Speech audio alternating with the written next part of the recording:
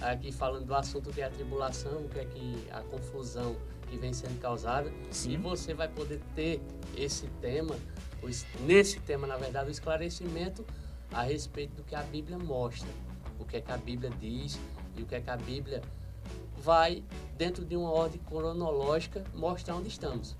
Então, o pastor Halley está aqui, eu sou Flávio Alves e vamos estar aqui em mais um Atos Podcast, levando o fortalecimento e o crescimento por meio da palavra de Deus para o corpo de Cristo. Então, você que quer assistir, está disponível no YouTube, no Facebook, na Twitch TV, na rádio da Breve Hit, bhjc.com.br, você pode assistir e ouvir lá. E se quiser mandar sua mensagem, interagir, tem o chat do YouTube, tem lá no site, você pode mandar para o WhatsApp e interagir conosco. Então, voltando de novo, porque a gente já tem dado início, só que houve uma mudança aqui de cena, tivemos um probleminha, mas vamos agora continuar. Ah, isso faz parte, acontece. Ou o diabo, né? Não, não. Então, vamos conduzir aqui dentro do tema. Hoje, muitas pessoas ligam as coisas que vêm acontecendo. Por exemplo, desastre no Rio Grande do Sul, tsunami no diversos países, terremotos e tal. A tribulação e é um período de ira divina. Sim. Porém, o que é que a Bíblia fala e mostra? Onde é que a gente está nisso aí? Pronto. Amém. Graça e paz a você que está nos assistindo. Isso é aquilo. A tribulação, ela, quando se vai para um termo genérico, se refere a problemas, dificuldades, e isso, nesse tipo genérico, nós passamos por tribulações, não tem como, né? A Bíblia fala, né? Muitas são as aflições do justo, mas o Senhor a livra. Enfim, né? A tribulação produz perseverança, certo? Mas quando a profecia bíblica, ou seja, as revelações do fim dos tempos, elas dizem respeito a uma tribulação, ela está falando de um tipo específico de sofrimento, que é o sofrimento por punição de pecados, tá? Então, quando você lê, né, várias profecias, tanto do Velho Testamento como do Novo, a Bíblia fala que haverá um período de tempo na história da humanidade que se assemelha ao período do dilúvio, lá dos dias de Noé. Olha só. Jesus diz que assim como foi nos dias de Noé, assim serão nos dias que antecedem a vida do Filho do Homem. Então, o dilúvio foi uma tribulação? Foi. Mas que tribulação? Problemas do dia a dia? Catástrofes naturais? Não, foi uma catástrofe global, mundial.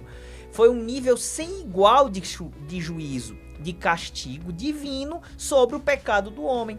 Então, quando a Bíblia fala da tribulação do fim dos tempos que se assemelha ao dilúvio, ela está falando de um castigo divino sobre o pecado da humanidade.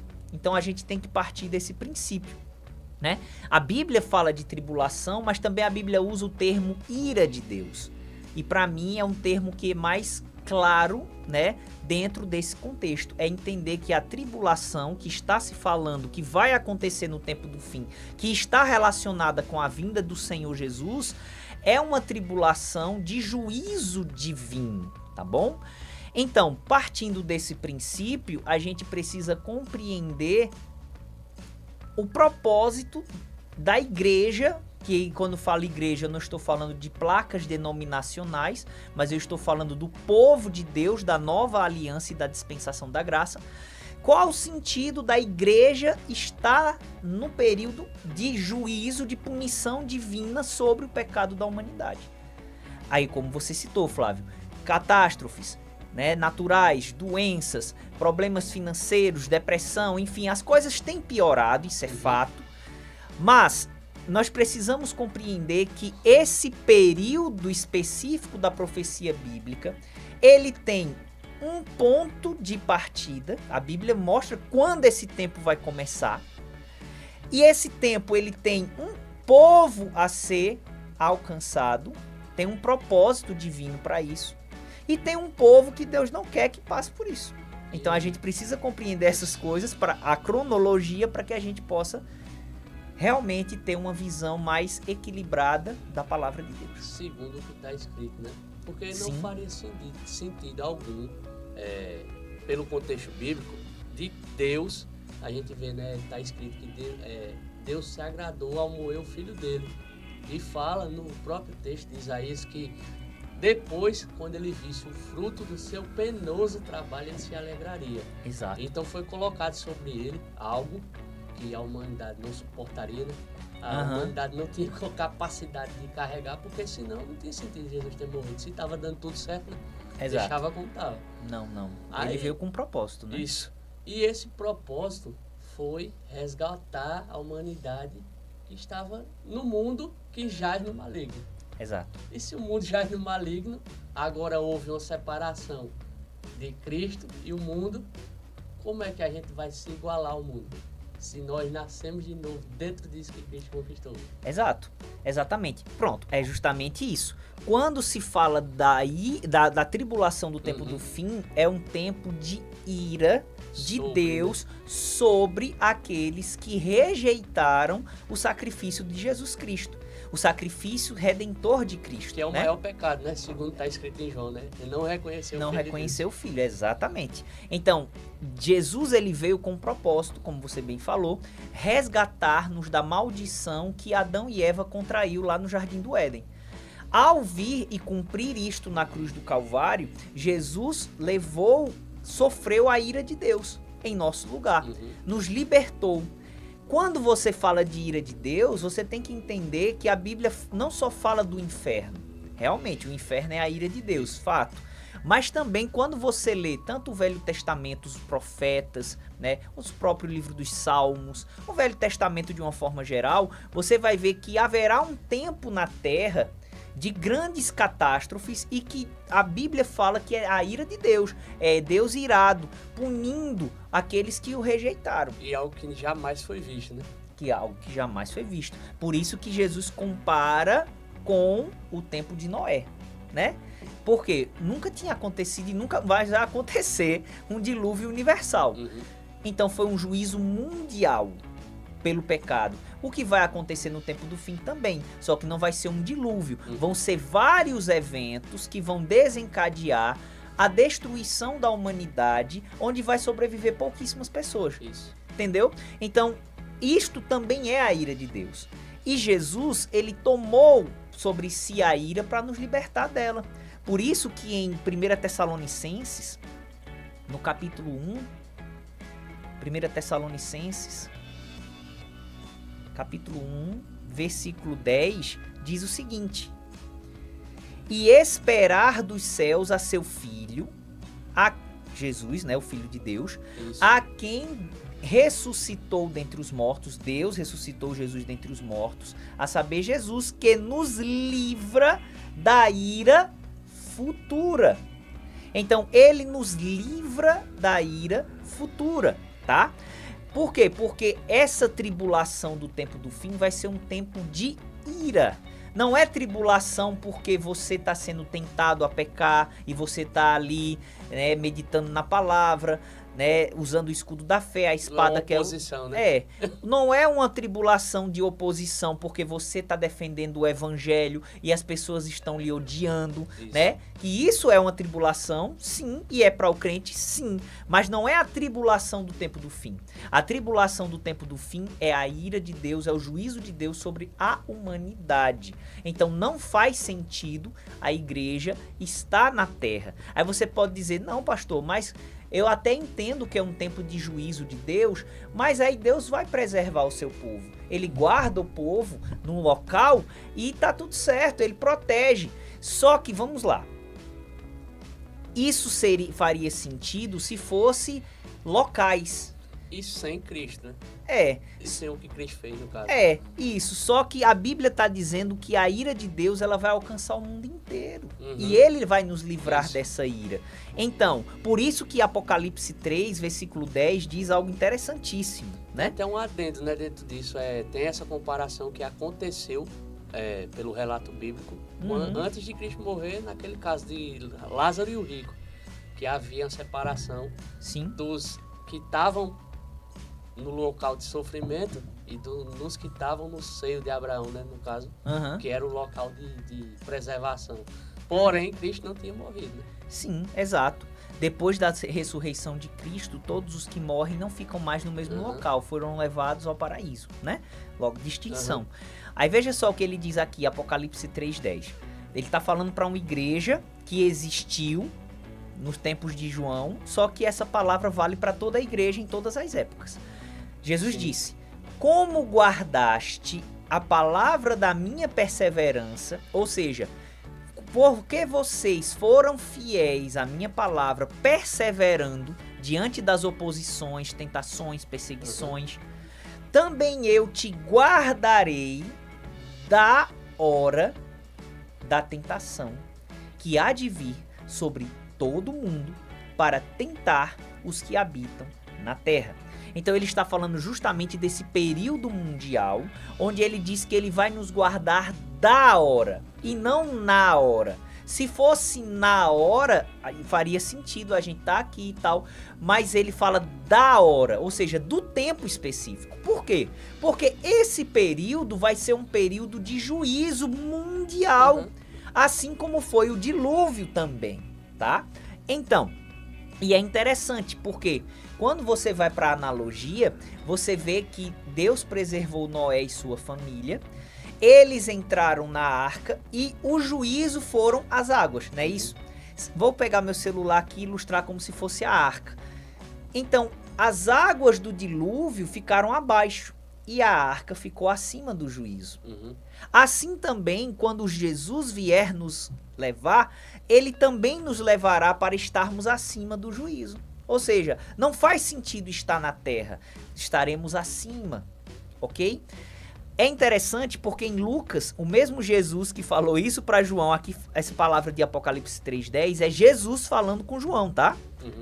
Já João velhinho e tal, mas quando Jesus esteve na terra, ele falou algo semelhante. Em Lucas capítulo 21, do versículo 34 ao 36, é onde ele diz assim: e olhai por vós.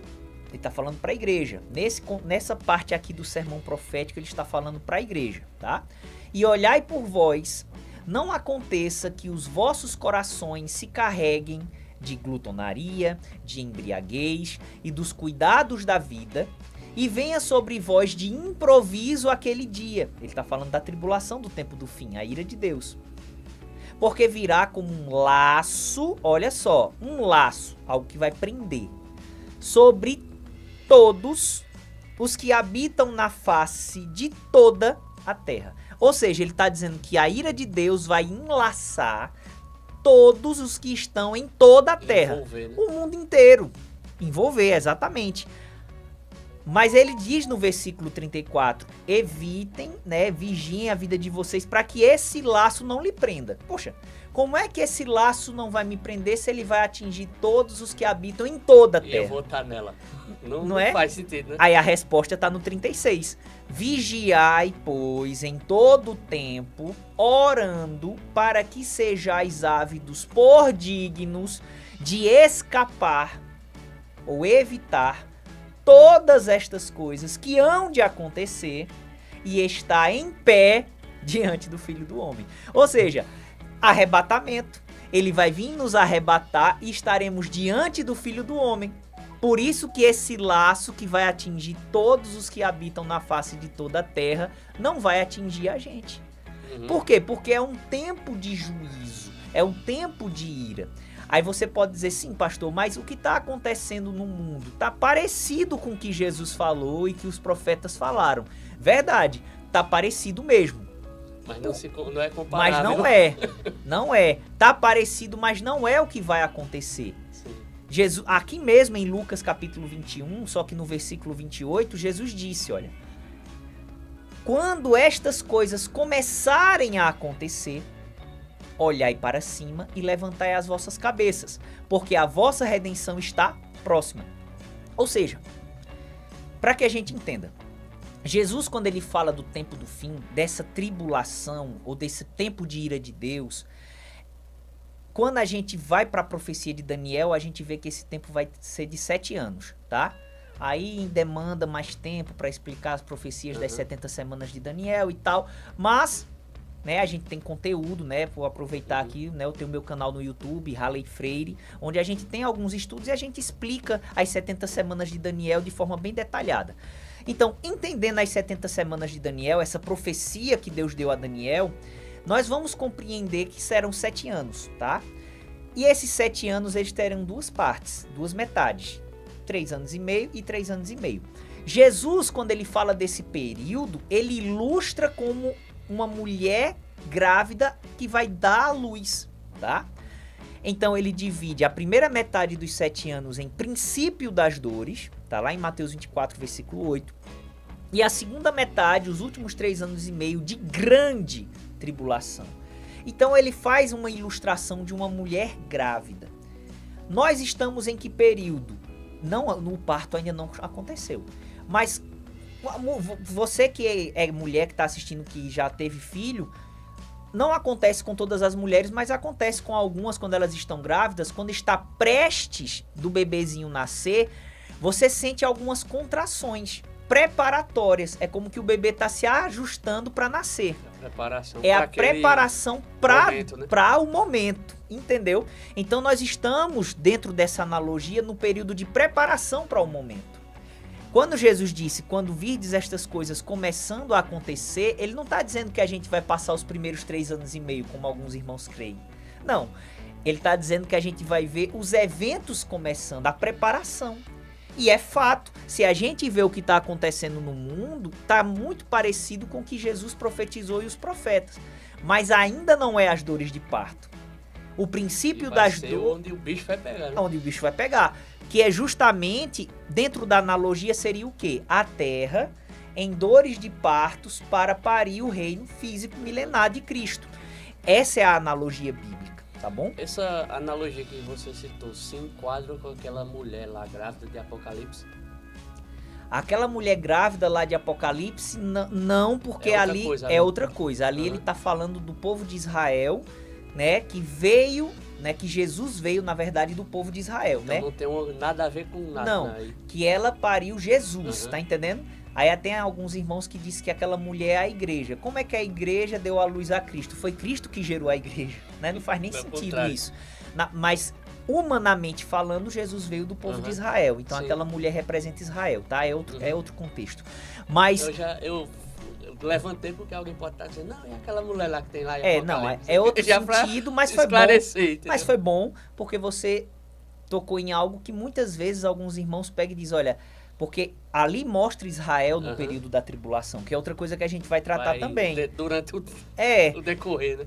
Aí não é a igreja, olha aí a igreja no período da tribulação, olha aqui, mas... Não faz sentido, a igreja não gerou Cristo, Cristo que gerou a igreja, né? Através do seu sacrifício. Né? Tem até aquela parábola, já que entramos nesse assunto, vamos fechar esse parênteses, abrir o parênteses, a gente vai fechar. Tem aquela parábola que Jesus fala de um negociante que compra pérolas e ele encontrou uma pérola de grande valor, foi, vendeu tudo e comprou aquela pérola, né? A pérola, ela é gerada pelo ferimento de uma ostra. Então, aquela pérola representa a igreja, que foi gerada pelo ferimento de Cristo na cruz. Então, Cristo, ao ser ferido, né, ele passou pelo que ele passou, ele gerou a pérola de grande valor, que é a igreja. Povo, né? Como tá entendendo? Dito, né? Exatamente. Uniu os dois povos em um só, através do seu sacrifício. Entendeu? Então, não faz sentido. Agora, humanamente falando, Jesus é israelita, ele veio do povo de Israel. Então, faz sentido a mulher ter parido Jesus ser Israel, nesse sentido, né?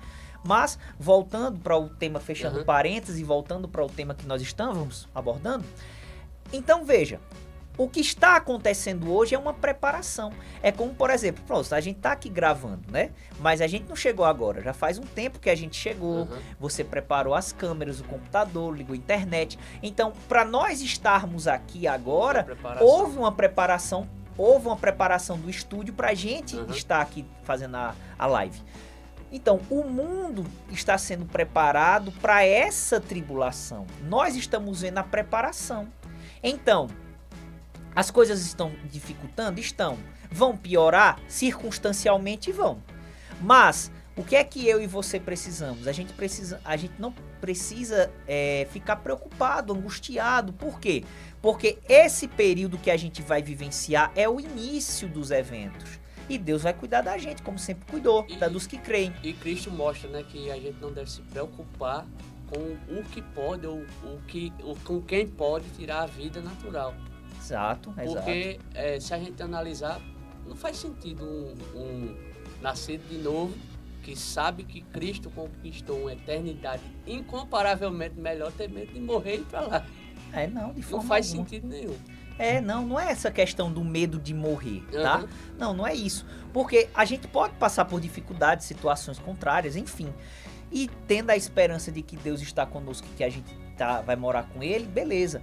Só que, quando a gente entende que uma coisa é você estar num período preparatório e outra coisa é você estar lá, que quando você lê os profetas, tá? São vários. Apocalipse, são coisas terríveis. Mas tem um texto que eu acho que ele resume muito bem o que vai ser esse período. Se você entender, você achar que você vai ficar, você fica angustiado. E eu quero ler essa passagem aqui, que é a passagem de Isaías, capítulo 24. E até nesse ponto que você falou de ficar angustiado, se fosse assim, Cristo não teria dito, né? Não se preocupe, né? Não andeis ansiosos.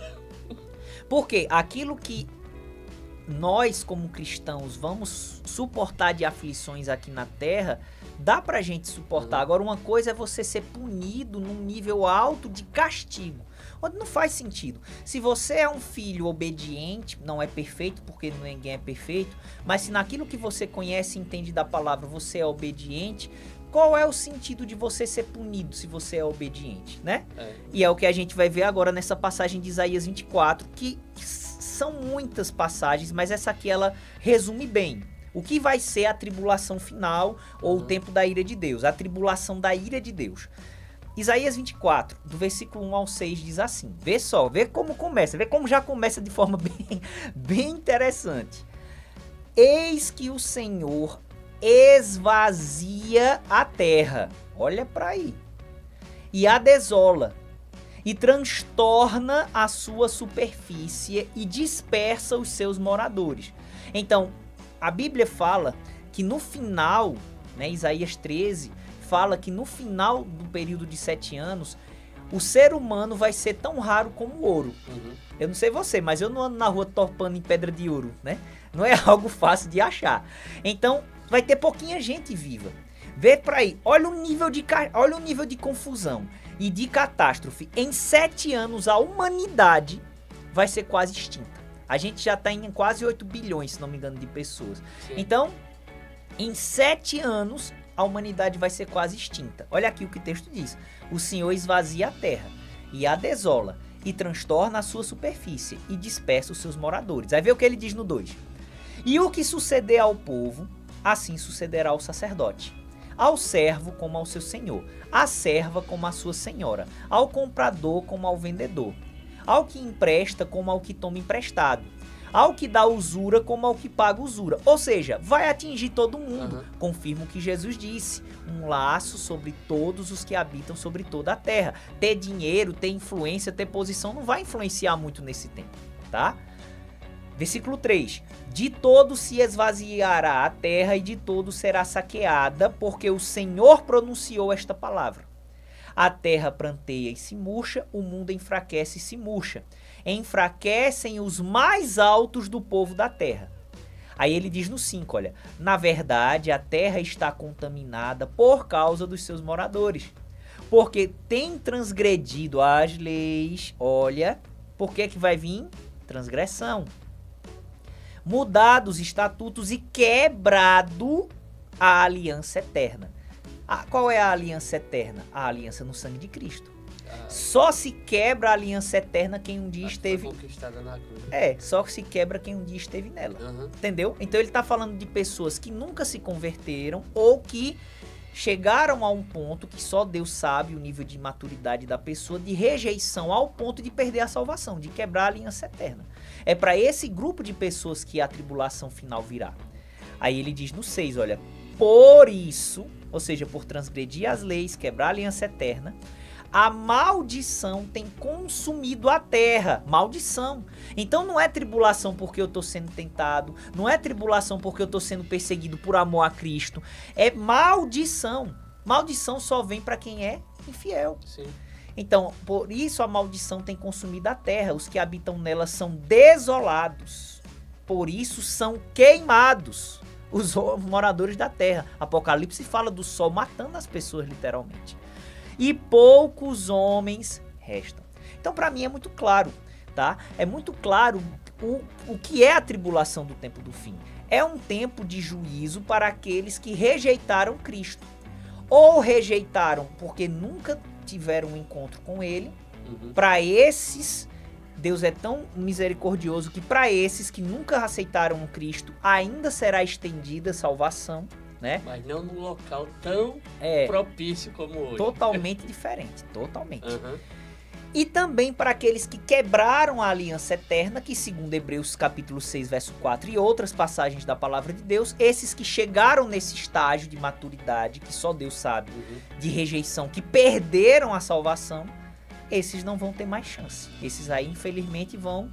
Eu costumo dizer que quem perdeu a salvação na graça e ficou, não foi arrebatado, ele nem vai ter segunda chance para esse, como esse vai ser, vai ajudar o reino do anticristo.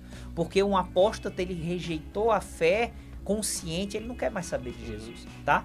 Mas resumindo, é isso. Então, não podemos misturar as coisas.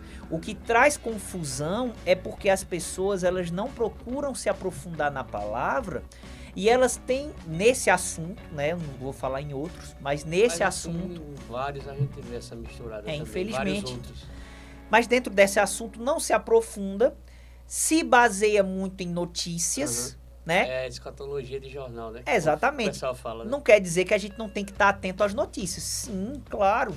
Mas quando a gente tem a visão correta das escrituras, a gente não vai ficar ansioso, a gente não vai ficar com medo, a gente, pelo contrário... Eu vejo essas notícias, Flávio, que a gente vê e eu me alegro. Agora, porque sim, eu sei que o Senhor não vai me deixar passar pelo ápice da coisa. Pra gente não perder assim tanto o ritmo, duas coisas. Sim. Um texto que você citou fala do fogo, que o sol vai derreter e tal. Esse texto aí, ele se enquadra no outro texto, se eu não me engano, é em Pedro e em Apocalipse, que fala que o fogo lamberá a face da terra, ou isso aí já é outro tempo? Já é outro tempo. Outro também. Outro também. Porque assim, veja, quando a Bíblia fala dos eventos finais, ela chama de o dia do Senhor, tá? Essa expressão, o dia do Senhor, quando ela está relacionada ao tempo do fim, a gente precisa compreender é o tempo de julgamento. Que é o... Também, eu vou entrar lá. É o tempo final, tá? Lá em 2 de Pedro 3, Pedro fala que para o Senhor, ele citando Salmos, ele fala, para o Senhor um dia é como 1000 anos, e 1000 anos é como um dia, tá? Então, o dia do Senhor abrange um longo período de 1007 anos. O Senhor, para o Senhor um dia é como 1000 anos, e 1000 anos é como um dia, tá? Então, esse período abrange os 1007 anos finais da Terra. Onde nesses 1007 anos vai acontecer a volta de Jesus para buscar a sua igreja, que é o que nós chamamos de arrebatamento. Vai acontecer o tribunal de Cristo, que é o julgamento dos santos na glória. Vai acontecer as bodas do Cordeiro, que é a analogia da nossa união completa e eterna com Cristo. Não é literalmente, tem gente que diz, eu sou noiva. Literalmente eu não sou noiva, não. Eu sou homem e vou continuar com meus aspectos de homem na eternidade. Mas dentro de uma analogia, por quê? Porque quando o homem e a mulher se casam, eles se tornam um perante a lei, né, de Deus e dos homens, e o que é de um é do outro. Então, é nessa figura de linguagem. Nós vamos ser arrebatados e vamos ser espírito, alma e corpo unidos a Cristo. É nessa eternamente. Eternamente. É uma figura de linguagem, tá bom? Isso vai acontecer na glória, as bodas do Cordeiro. Na terra, a ira de Deus, tá? Que vai ser 7 anos, princípio das dores e grande tribulação. Depois desses 7 anos, a volta de Jesus com a igreja, para destruir o sistema do anticristo e tal, e estabelecer o quê? O milênio. E após o milênio vai ter que é o período de 1000 anos de Jesus reinando Sim. sobre a terra com a igreja. Haverá uma última rebelião, Apocalipse 20, do 7 ao 10, e depois vai ter a destruição da terra e o juízo dos ímpios. Então, todo esse período é o dia do Senhor. Tá entendendo? É o dia profético do Senhor. Então, quando eu estiver lendo a Bíblia, e eu quero provar isso, eu quero só mostrar isso na Escritura, Sim. tá? Para não ficar só com minhas palavras. 2 de Pedro, capítulo 3, versículo 8, diz assim. Se você quiser, leia o capítulo todo para você pegar todo o contexto, melhor, tá? né? Que pega logo Mas como a gente tá num bate-papo Aham. aqui, eu vou ler os versículos específicos, mas você lê o capítulo todo, tá bom? 2 de Pedro 3, versículo 8 diz assim: Mas amados, não ignoreis uma coisa, que um dia para o Senhor é como 1000 anos e 1000 anos como um dia, beleza? Aí versículo 10: Mas o dia do Senhor virá como o ladrão de noite. Quando você lê outros textos da profecia de Jesus, quando Jesus fala sobre esse ladrão de noite, ele faz menção ao arrebatamento da Sim. igreja, né? Então, quando ele diz o dia do Senhor virá como ladrão de noite, ele está dizendo esse longo dia profético do Senhor, que é 1000 anos para o Senhor é como um dia, tá? Ele inicia com o arrebatamento, entendeu? Então, começa com o arrebatamento, mas o dia do Senhor virá como ladrão de noite. Aí ele termina, no qual, no dia do Senhor, os céus passarão com grande estrondo, e os elementos ardendo se desfarão, e a terra e as obras que nela se queimarão. Aí ele já puxa pro fim. Tá entendendo? Então haverá esse longo período de 1007 anos que vai com tudo isso. A terra, no período de 7 anos da ira de Deus, a terra vai ser quase toda destruída. Sim. Mas o Senhor vai restaurar a terra para que ela seja semelhante ao jardim do Éden por 1000 anos. Depois dos 1000 anos e dessa rebelião final, e aí pra gente entrar em detalhes a gente teria que ter mais Sim. tempo, mas de uma Outra forma... vez a gente pode até combina. continuar, né, Uhum. em outro... Muito bom. Mas aí o que é que vai acontecer? Aí vai haver esse fogo que você Sim. falou que vai lamber toda a terra. É no final do milênio, quando a terra vai ser destruída e vai ser criado um novo céu e uma nova terra para a eternidade. E também não deixa de ser um questionamento de muitos, que é se vai ser essa terra, se vai ser outra e tal, É. se essa terra vai ser acabada e depois vai ser restaurada. Tem esse Tem. Tem embolado sim. aí. E é aquilo. Por 1000 anos o Senhor reinará sobre esta Uhum. terra. Depois dos 1000 anos ele vai criar um novo céu e uma nova terra. E a Jerusalém celestial, a nossa morada eterna, vai descer. Uhum. Então nós não vamos viver eternamente no céu. Nós vamos viver eternamente também não nessa terra, mas em uma nova terra que vai ser criada depois de todo o processo, tá? Mas dentro desse período do dia do Senhor profético, haverá um tempo que é o tempo da tribulação, Sim. que é o tema central que nós O estamos que é falando, isso, né? E que ele tem um propósito específico. Sim. Qual é o propósito do período da tribulação futura ou a ira de Deus? Uhum.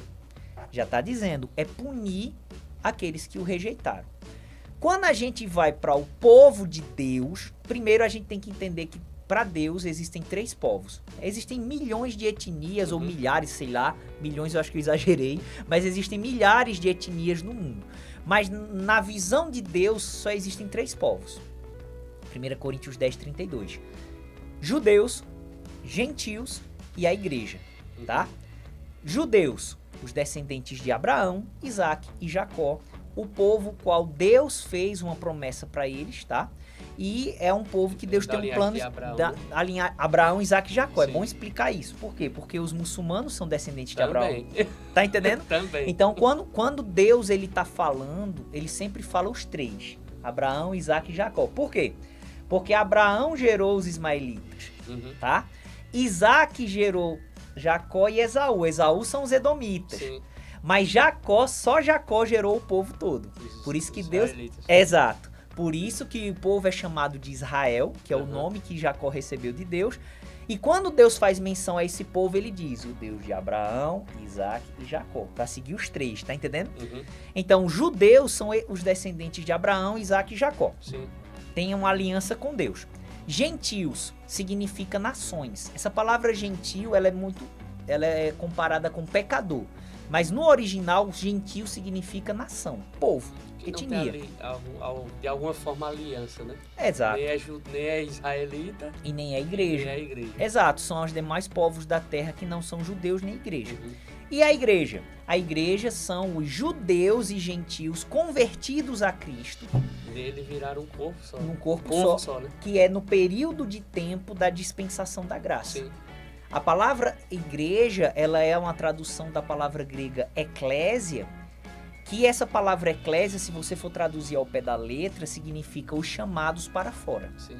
Ou seja, para fora dos judeus, para fora dos gentios, para formar um novo povo. Uhum. Então existem 3 povos na profecia bíblica, tá? A igreja, ela tem um propósito. Qual é o propósito da igreja na terra? Marcos 16:15, Mateus 28, que é o ID. A missão da igreja na terra é ser luz do mundo e sal da terra. Mostrar o caminho. Mostrar o caminho que é Cristo, né? Através da pregação e das ações correspondentes e da manifestação do poder do Sim. Espírito Santo.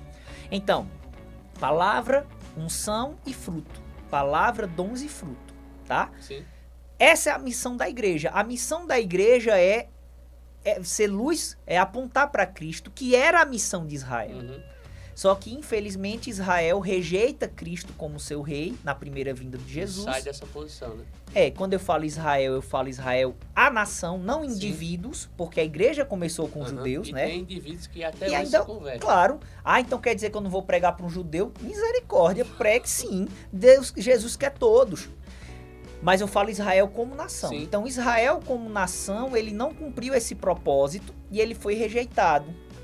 A igreja surge para cumprir essa missão.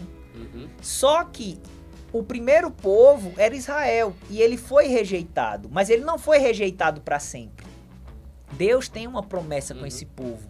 Ele prometeu que deles viria um rei físico, da linhagem de Davi, que iria reinar fisicamente sobre eles e sobre o mundo inteiro. Deus tem essa promessa com Israel e ele vai cumprir. Deus também prometeu para esse povo de Israel que eles iriam ter uma nova natureza, que eles iriam ter uma nova aliança. Então tudo isso foi profetizado. E Deus vai cumprir essa promessa, tá entendendo? Sim. Só que Israel, ele foi infiel e ele foi deixado de lado, mas não para sempre. Então Deus, ele vai restaurar esse povo. Só que esse povo, ele está num processo de rebeldia e rejeição. Uhum. E quando eu tô falando isso, eu não sou antissemita não, pelo amor de Deus. Eu amo judeus Tá como falando, amo todas as mostrando pessoas. o que a graça trouxe, né? Eu só tô os padrões da graça. Eu só tô explicando o plano de Deus, Uhum. até pra gente entender Sim, por que sim. que a igreja não vai estar aqui, Uhum. no tempo da tribulação final. Então, Israel foi deixado de lado por um tempo. Jesus, ele vai cumprir a missão dele através da igreja, e quando ele cumprir essa missão, ele retira a igreja da terra, Sim. que é o filho fiel, para castigar o filho infiel, que é Israel. Então, para entender até onde a gente chegou, a tribulação, como o título mostra, né? O que é a tribulação. Uhum. Então, esse período que nós estamos vivendo agora não faz parte dessa tribulação. Não faz. Por quê? Porque o período que nós estamos é o tempo da igreja Sim. na terra. É a era da igreja. Depois da era da igreja, aí virá o tempo da tribulação, porque é a punição para Israel, o filho rebelde. Uhum. Então, quando você lê as profecias do Velho Testamento que fala do povo de Deus passando por esse tempo de sofrimento, é Israel. E também esse tempo de punição e de ira é confundido com o tempo da punição eterna, Também, né? também. Que dizem, não, mas essa punição a gente vai passar porque não é eterna. A eterna é no inferno, não é isso? Na verdade, haverá a ira de Deus na terra e Sim. haverá a ira de Deus eterna. Tá entendendo? Então não faz sentido. Só é você ler as Misturar tudo e botar profecias. tudo no balaio, né? Não, vai haver um tempo de ira sobre a Sim. terra. Tá? Como foi o dilúvio. O dilúvio Assim foi a como ira de Deus, né? Toda vez teve, né? Que inclusive o próprio dilúvio foi um tempo Moisés, pronto, a arca de Moisés. Noé passou 200 anos pregando para o povo se arrepender. Ou seja, teve esse período de Exato. graça. É um padrão, exatamente. e depois teve a condenação. O juízo. Noé foi o pregoeiro da Sim. justiça. Então ele passou um período pregando Uhum. e avisando, e as pessoas zombavam. Uhum. Então as pessoas viam a arca sendo construída e zombavam. Hoje em dia o que a gente vê que está acontecendo no mundo seria como se fosse a arca sendo construída. Sim. Então a gente está anunciando, Jesus está voltando. Começou em João. Aham. João dizendo o caminho, o reino vem. E Sim. Jesus disse, o reino chegou. Exato, exato. O reino espiritual já foi estabelecido e o reino físico no milênio. E nós fazemos parte do reino espiritual de Deus. Então está sendo anunciado. Aí é onde entra, mas vai chegar uma hora que a arca vai estar construída. E é interessante, porque Noé entrou com sua família e a Bíblia diz que quem fechou a porta foi Deus. Sim. Então Deus vai mandar Jesus descerá e nos arrebatará, como diz 1 Coríntios 15, 51 a 54 e 1 Tessalonicenses 4, do 13 ao 18. Então Jesus, ele virá nos arrebatar e aí vai se encerrar o tempo do ide. E agora vai vir o tempo do juízo, a punição sobre o filho rebelde de Deus, que é Israel. Tá entendendo? Uhum. Então, esse tempo vai ser um tempo de juízo. Aí você pode dizer, não, mas a igreja sempre foi perseguida. Então, como é que você quer tirar a igreja da perseguição do anticristo? Eu não quero tirar. A Bíblia nos mostra, né? Essa mesma afirmação, se for analisar assim, João escrevendo as cartas, ele diz que o espírito do anticristo já está na Terra. Uhum. Mas não quer dizer que ele está atuando. Né, a preparação? Exatamente. Nós estamos num período preparatório. Uhum. Mas o período do anticristo na Terra não é só para perseguir os cristãos, que vai ter convertidos, né? Tanto dos judeus como dos gentios, né? Deus vai levantar os 144 mil, vão ser judeus que estudiosos da Bíblia, que quando a igreja for arrebatada, eles vão se conscientizar e vão se converter, e Deus vai ungí-los. 144 mil israelitas de cada uma das 12 tribos, tá lá em Apocalipse 7. Deus vai levantar esse pessoal, Deus vai levantar as duas testemunhas, que independentemente de quem seja, se é Moisés, Elias, se é Elias, é Enoque. A certeza é que são duas. Se são dois homens da época, contemporâneos, independente de, mas serão dois homens que vão ministrar também. Mas só que é um tempo de ira, tá? A gente tem que conhecer a Bíblia. A Bíblia faz os padrões. Pronto, o padrão do dilúvio. Outro padrão que a Bíblia faz é... A Bíblia chama esse reino final de Babilônia. Não é que literalmente vai ser a Babilônia, mas ele está fazendo uma... Mas está comparando. Não, ele está fazendo uma comparação, exatamente. Então, quando você fala de Babilônia, você lembra de Nabucodonosor. Quando você lembra de Nabucodonosor, você lembra que Israel, por causa de suas constantes rebeldias contra Deus, foram castigados e foram dominados por Nabucodonosor e a Babilônia. Sim. Só que teve um tempo de juízo, foram 70 anos. Depois desses 70 anos, Deus permite que Israel volte para sua terra. Profetizado. Profetizado, claro. Então, Daniel, ele tá orando por essa libertação. Cadê, Senhor? Cadê? Aí o Senhor fala do tempo do fim.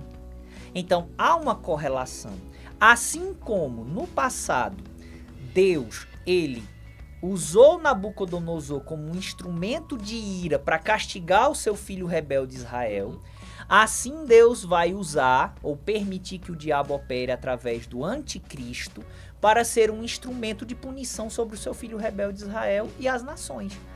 Só que quando terminar, virá o juízo e ele vai ser destruído. Tá entendendo? Sim. Então, é isso que a gente precisa compreender, né? Organizar essa bagunça e seguir essa cronologia que tá na Bíblia. Tá não na é a gente Bíblia. que tá inventando. Tá na Bíblia, é porque não tem como a gente pregar tudo. Mas eu vou citar aqui algumas referências. E você pode tomar nota e confira. A volta de Jesus para buscar a sua igreja. Você vai encontrar em 1 Coríntios 15, do 50 ao 54. 1 Tessalonicenses 4, do 3 ao 18. 1 Tessalonicenses 1:10, que nós lemos aqui. Apocalipse 3:10, que nós lemos. Lucas 21, do 34 ao 36, nós lemos. 1 Tessalonicenses 5:9, que diz que o Senhor não nos destinou para a ira. E se você pegar o contexto, é interessante, porque Paulo, ele não estava... Originalmente não tinha capítulos e versículos, né? Isso foi colocado depois para facilitar o nosso manuseio. E glória a Deus por isso. Mas Paulo ele vem no mesmo raciocínio. Ele termina o capítulo 4 falando sobre o arrebatamento da igreja e ele diz: mas com respeito àquele dia e hora, vocês sabem que o dia do Senhor virá como um ladrão. Ou seja, não tem como a gente saber a hora exata do arrebatamento. Mas aí ele continua: quando disserem a paz e segurança, lhe sobrevirá repentina destruição, como a mulher com dores de parto. Olha, de novo. E de modo nenhum escaparão. Ele não diz escaparemos, ele não diz sobrevirá sobre nós, ele diz sobre eles. Aí ele diz: mas vós, amados, não estáis em trevas, para que aquele dia lhe sobrevenha como de improviso. Mesmo raciocínio de Jesus. Tá entendendo? Uhum. Aí ele vai dizer que a gente tem que permanecer fiel para não perder a salvação. Se perder a salvação, fica. Mas se permanecer fiel, conserva a salvação. É exatamente um dos... Se você pegar as cartas de Paulo e fizer um resumão, é o que ele diz. Ele diz: conheça a graça de Jesus, permaneça firme. Aí nesse permanecer firme tem essa gloriosa esperança. Isso. Para que a gente pratique nessa vida de firmeza nele e seja levado. Uhum. Aí ele vem falando exatamente isso. Que a destruição vai vir para eles, não para nós. Ele faz essa divisão. Uhum. Mas permaneçamos cá. Aí ele diz: se você permanecer, aí ele arremata. Porque o Senhor não nos destinou para a ira, Sim. mas para a aquisição da salvação. Que salvação? O arrebatamento. Uhum. É só você ver o contexto. Tá entendendo? E essa palavra aquisição, ela mostra até uma clareza, né, de algo que foi conquistado, né? Exato. Foi Ele comprado. muito bem, isso mesmo. Ele inquiriu, Muito bem, comprou, muito bem. pagou o preço. Vou levar vocês agora. Uhum. Entendeu? Então esse é o contexto. Quando a gente tá falando isso, não é porque a gente tem medo do que vai acontecer. Porque se a Bíblia me mostrasse que eu ia ficar e acabou. Mas eu não consigo entender. Aí algumas pessoas conversam comigo e dizem: não, mas você tem que ser aberto. Eu respeito quem crê diferente. Mas é isso. Como é que eu tô vendo esse copo aqui com esse detalhe verde e eu vou dizer que é azul se eu tô vendo que é verde? Eu não posso. Pela escritura, os textos mostram. É coisa clara, né? Vocês vão ser tirados da ira. Né? São claros quando você tem uma visão geral. Porque se você pegar alguns textos isolados, realmente Sim. você pode puxar para várias vertentes. Mas quando você... Eu até comento uma coisa. Se o camarada pegar texto assim isolado, o camarada vai chegar ali na esquina ou no banco, vai roubar o banco e vai dizer: Jesus fez a mesma coisa. Quando Jesus mandou pegar o jumento do cara lá, sem... Eu posso pegar esse texto e dizer: Jesus fez. Dá uma desculpa. Jesus fez, eu vou fazer também. Só que o contexto, aquilo ali é tudo profético. Claro, e Jesus pediu emprestado. Sim. Mas a pessoa pode pegar, né? Claro. As coisas que... Então, existem algumas passagens que, se você ler, mas não entender um contexto geral... Sim. Por exemplo, se você pegar somente o sermão profético de Jesus Cristo... e você só lê ele e não lê o resto da Bíblia, você vai acreditar que você vai ficar na tribulação. Sim. Aí eu até já ouvi, Flávio, pregador pós-tribulacionista dizendo assim: vê só, não, Jesus é o sábio dos sábios, você não precisa ler outros textos não, só o que Jesus disse já é o suficiente. Quer dizer, eu não sei se a intenção dele foi essa, mas dá a entender o quê? Não, se você for ler outros textos, você vai ver que não é bem assim. Então fique só com o que Jesus disse. Mas o próprio Jesus, ele tá completando. A consciência desse cara que falou isso. O sermão, Jesus estava em qual região? Na Judéia. Ele estava falando para quem? Para os judeus. E Tá ele, entendendo? e ele tá completando um raciocínio que já foi desenvolvido pelo próprio Cristo, sim, através do seu Espírito pelos profetas. E se ele estava direcionando as palavras: olha, vai acontecer isso com vocês vão... Pronto. Entendeu? Entendi. E ele fala, veja, a prova é tanta que o sermão profético de Jesus não é isolado, que tem um momento que ele diz: quem lê o profeta Daniel entenda. Então ele próprio tá jogando para Daniel. Ele tá dizendo: olha, se você quer entender o que eu tô falando aqui, valeu o que Daniel falou. Então há um somatório. Tá entendendo, meu irmão? Então eu não posso pegar e isolar um texto. Realmente, se eu isolar só o sermão profético e não ler as profecias do Velho Testamento, e especialmente Daniel, que fala das 70 semanas proféticas e tal, a gente vai realmente achar que a igreja vai ficar. E vai manipular a Bíblia para aquilo que a gente quer ter como verdade. Desse jeito. Onde, na verdade, se você somar no contexto todo, você vai entender que Jesus ali, ele está respondendo 3 perguntas. Deixa eu mostrar aqui, já que a gente citou Mateus 24, tem a ver com o que nós estamos falando. Sim. Mateus capítulo 24. Aleluia. Aqui a gente tá falando coisas, né, muito, até um pouco profundas, né? Eu aconselho você a depois assistir novamente essa live, ela vai ficar, né, no canal do YouTube, tanto do Flávio como no meu também, e você vai poder assistir novamente, revise, porque a gente tá falando aqui muitas coisas que tem que se meditar bastante. Que não é comumente comentado, né? É, por isso que tem esse bala de gato todinho. Infelizmente, né? Veja, Mateus capítulo 24, olha o contexto. Jesus tinha acabado de... Veja, e você não pode isolar também o capítulo. Ele vem tratando com quem? Com a liderança de Israel, que representa a nação, que o rejeitou. E aí ele termina lá, ele diz assim, vê. Mateus 23, 37, pra gente pegar o contexto. Jerusalém, Jerusalém, que matas os profetas e apedrejas os que te são enviados.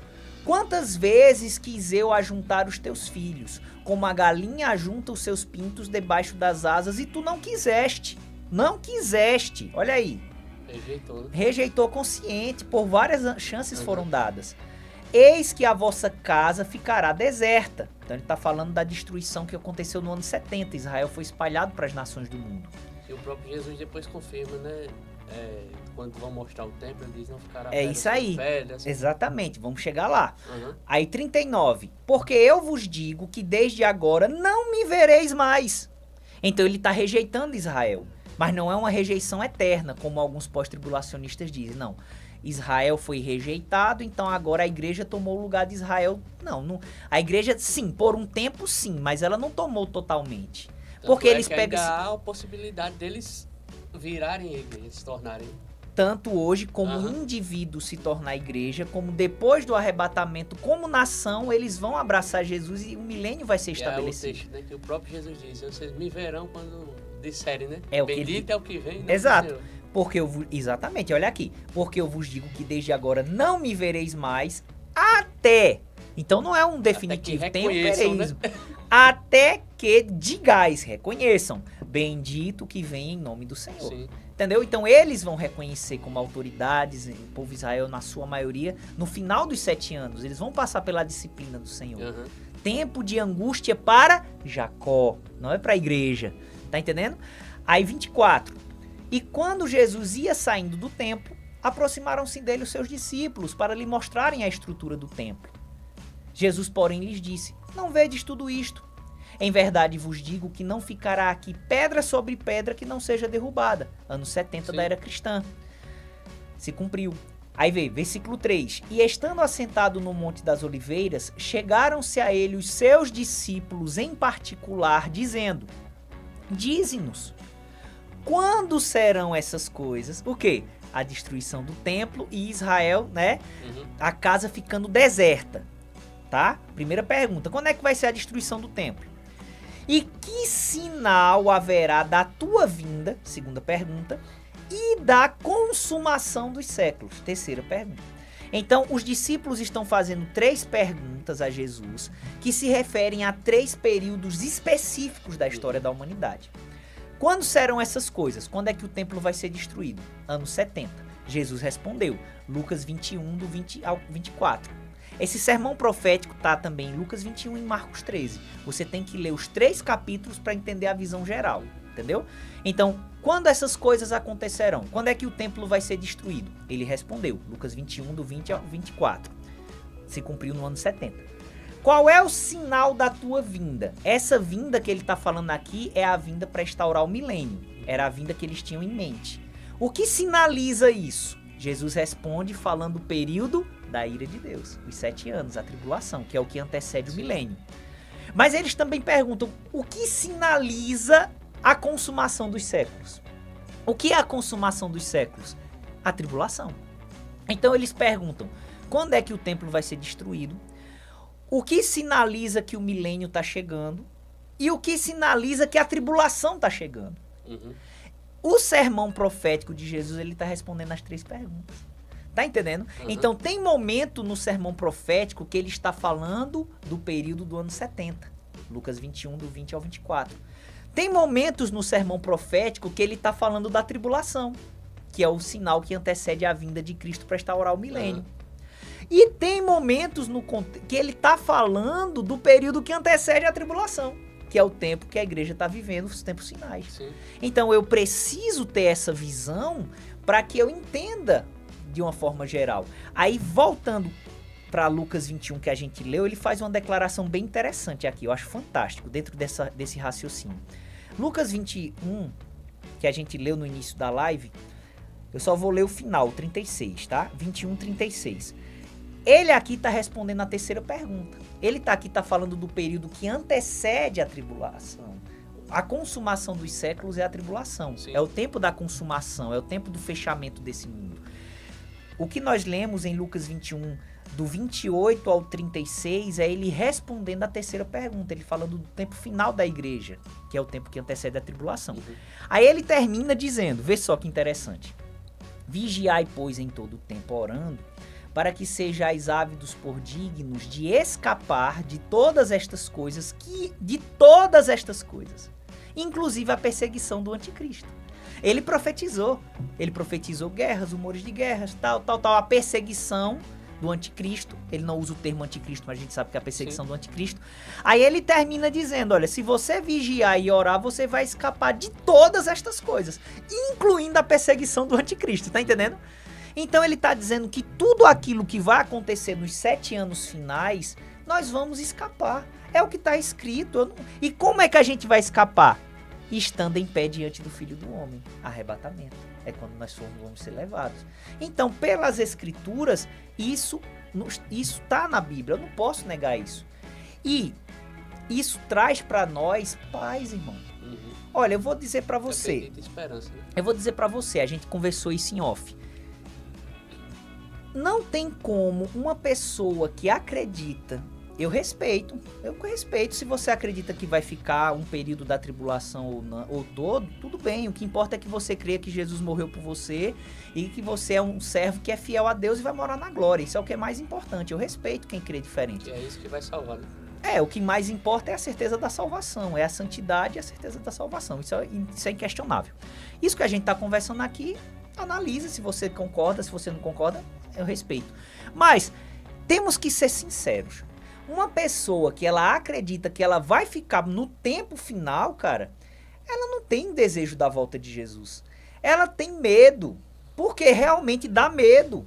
Mas se você sabe que Deus vai te livrar disso, por isso que em Apocalipse 1:3 diz, bem-aventurado, mais do que feliz, o que ouve e pratica o que está escrito, porque as coisas estão próximas. Ou seja, eu leio o que vai acontecer, tá no Apocalipse, e eu creio que o Senhor vai me tirar daqui, eu sou bem-aventurado, eu fico alegre. Então, né? Resumindo, a pessoa que tem o pensamento ou não entende o que vai acontecer nesse período de ira, de tribulação, e que vai ou não passar, se ela acredita dessa forma que vai passar, isso influencia diretamente na vida dele. Sem dúvida. E, inclusive até na paz, né? Claro. E incorre, né? Acredito que seja essa palavra. Ao versículo que Jesus diz, não andeis ansiosos. Sim, claro. E em mim vocês têm paz. Aí bate de frente com essas duas afirmações. Claro, olha, toda doutrina da palavra de Deus nos leva à paz. Sim. Né? Se a gente entende a Bíblia no seu contexto, e eu não tô falando que eu entendo tudo, eu tô aprendendo, tá? Mas estou, graças a Deus, nesse processo. Então, se a gente entende a Bíblia no seu contexto, a gente vai ter paz. Tudo aquilo que traz angústia não procede da sã doutrina. Então, se você tem em mente que você vai passar pelo período do Apocalipse... Vai se preparar para aquilo. Vai se preparar para aquilo, isso vai trazer angústia. Também não estou querendo dizer que você também vai ficar de boa... Sem no caso, deixar a vida me levar, né? Não, são dois extremos, tá? São dois extremos. Se a gente vai passar pelo período preparatório, as coisas começando a acontecer, então a gente tem que estar ciente de que não vai vir coisa boa por aí. Permanecer firme, né? Permanecer firme, não vai vir coisa boa por aí. Mas é totalmente diferente do que Jesus disse que nunca houve e nem haverá. Jesus disse isso, Mateus 24, 21. Em Daniel 12, 1 também a Bíblia fala, nunca houve nem haverá. Então, é outra realidade. Se você sabe que você não vai estar nesse tempo terrível de Apocalipse mesmo, você tem paz no seu coração. Você segue sua vida, você cumpre o ID. A sua missão aqui na Terra é cumprir o ID. Flávio, quem vai ser salvo no período da ira de Deus, eles vão ficar escondidos, eles não vão estar evangelizando. Só os 144 mil, por um tempo, que vão morrer. Quem vai ser salvo vai ter... Pronto, vai estar preocupado em sobreviver, em ficar aguardando. Por quê? Tem a questão da marca, né? Da marca. Tem que fugir disso. Isso. Então, o propósito de quem vai ficar é ser punido e alguns vão aceitar a punição e se render a Cristo. Uhum. E aí vão estar o quê? Aguardando o milênio. Tá entendendo, cara? Uhum. Então, dentre aqueles que vão ser decapitados pelo sistema, eles vão receber corpo glorificado no final dos 7 anos. Uhum.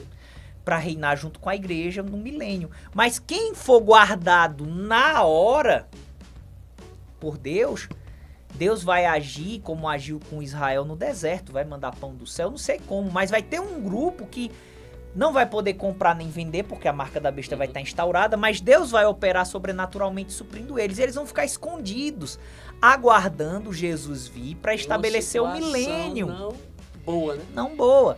E qual vai ser a missão dessa turma? Ficar escondido, esperar acabar para que eles sejam governados no milênio. Uhum.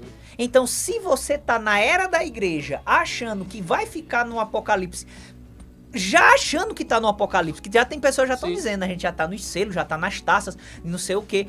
Então, você vai inconscientemente ter essa mentalidade. Você vai só querer guardar a sua vida. Sim. Mas se você entende... Autopreservação. Mas se você entende que a sua missão aqui é ganhar almas, porque quando vir o tempo da punição, por você ter sido filho fiel, você vai ser poupado, você corre a carreira, meu irmão, porque você faz a obra. No período que a gente tá, o evangelho são boas novas. Isso. Eles são a boa notícia que a gente foi resgatado em Cristo. Não só do inferno, mas também da ira futura, que diz respeito ao Apocalipse. E também bate até assim no tema, há uma falta de consciência de que a gente está vivendo agora. E nesse período, se a graça de Cristo não nos favorecesse no sentido de ter acesso a algo que é superior, que Paulo, na sua carta de Coríntios, diz: para os que perecem é loucura.